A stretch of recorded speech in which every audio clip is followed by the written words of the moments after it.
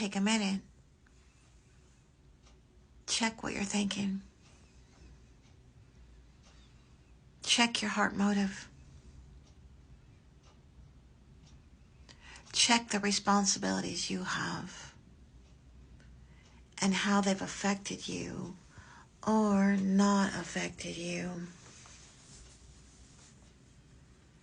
This word disassociation keeps coming to my mind. That most have disassociated with the things around them. And this includes leaders. And I hate to say it, but the truth has to come out.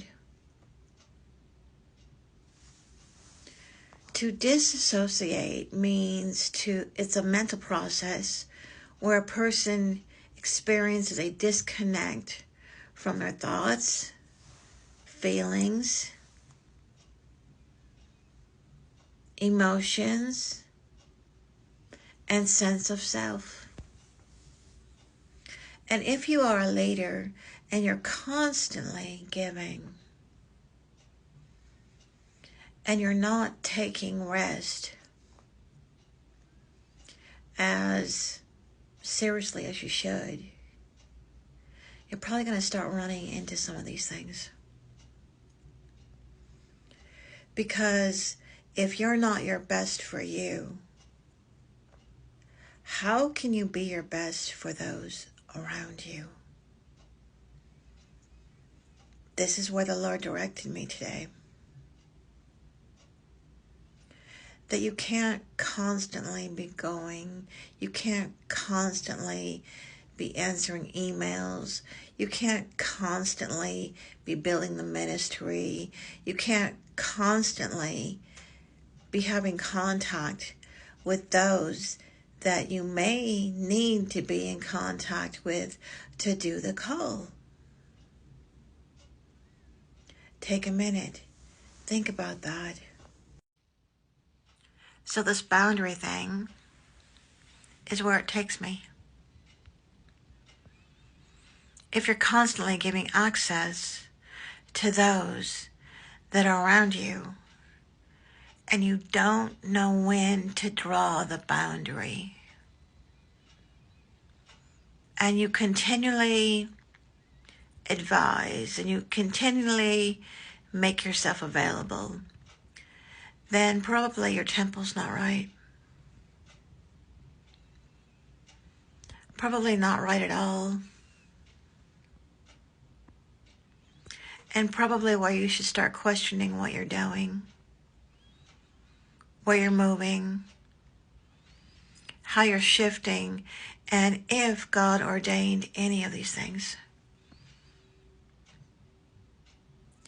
Because when your temple's not right, you can't give wise counsel. You can't even guide people the right way. Because you've disassociated with them. You want to act like you've associated with them, but you may not even understand their pain and why they're contacting you and how you can help them process the things they're going through. Instead, you'll simply do harm. Think about it. To say things will be okay, to say it is well, when it's not actually well for them, and they're looking for a solution, and maybe all you can do is put them off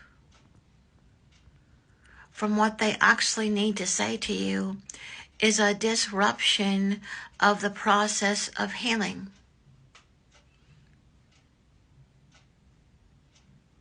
Where instead, maybe, just maybe, you should hold back. So when you have more time, you deal with things more properly, more correctly, more in order, instead of just simply saying, it is well. When to them, it's not actually well. Or most likely, they wouldn't have contacted you at all. Maybe you were their last source.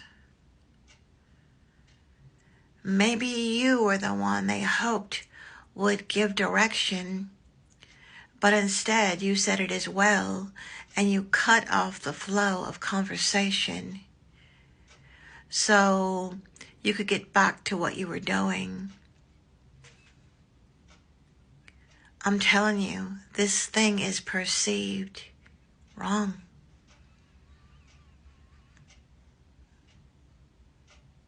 Many see right through it. Many know when you have the availability to do what you need to do to help them process, and you just cut it off. I'm a grief counselor. So when I counsel grief, I know I am not to touch them. I am not to hug them. I am not to disturb the process of what's occurring in the process, or they won't process. So we can't always sit around and say it is well. Now to me, that is actually a form of miscommunication, that you yourself could decide that it is well for another person when it is not well. And maybe they're crying for help. And it's our job as servants of God to know how to handle these situations and not allow our emotions and our situations to actually dictate how we communicate to them. Maybe we ought to just be saying, I'm a little busy right now, but I want you to know I got your message and I need to get back to you so I can give you the quality time I know you need. Maybe it's time to check your spirit to see that your spirit needs some correction so that you will move and shift the right way, so that the people of God can actually be healed. Maybe it's time for you to set the boundary of the availability you give to people or not give to people.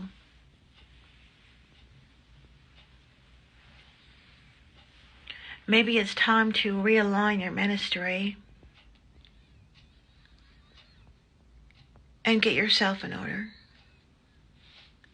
Because there's going to be a season where things may not literally be okay, and you might have to make yourself a little more available and redirect yourself to more people in a way that they can heal. We know all things are possible with Christ who strengthens us, and He will give us the strength as leaders to do what we're called to do. But realign. Realign, separate yourself out, and draw some boundaries so you push people to Jesus instead of being codependent on you. This is Apostle Barb Leveley from Rhode Island with the Jabez Foundation Ministries. I'm here to listen and available if you need to contact me. Just let me know in the comment section. God bless you and take care for now. To God be the glory.